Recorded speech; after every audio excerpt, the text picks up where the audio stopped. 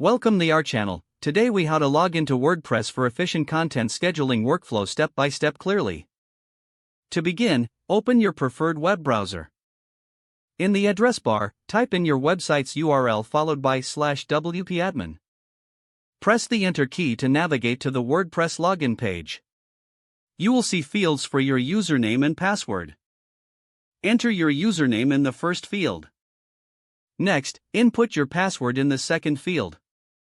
If you want the system to remember your login, check the Remember Me box. After entering your credentials, click on the Login button. Once logged in, you will be directed to the WordPress dashboard. On the left-hand side, locate the Posts section. Hover over Posts and click on All Posts to see your existing content. To schedule a new post, click on the Add New option from the Posts menu.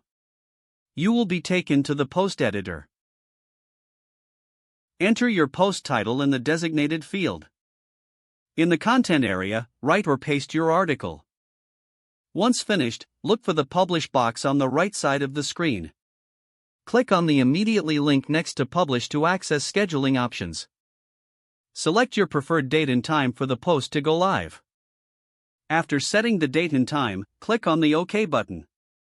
Finally, click the Schedule button to save your scheduled post. Your post will now automatically publish at the specified date and time. Continue this process for any additional posts you wish to schedule. By following these steps, you can streamline your content scheduling workflow in WordPress. If the page does not load, refresh the browser or try again in a private or incognito window. Make sure you are using the correct email address, then retype it carefully to avoid small typos. If your password is not accepted, use the Reset option and create a new strong password you can remember.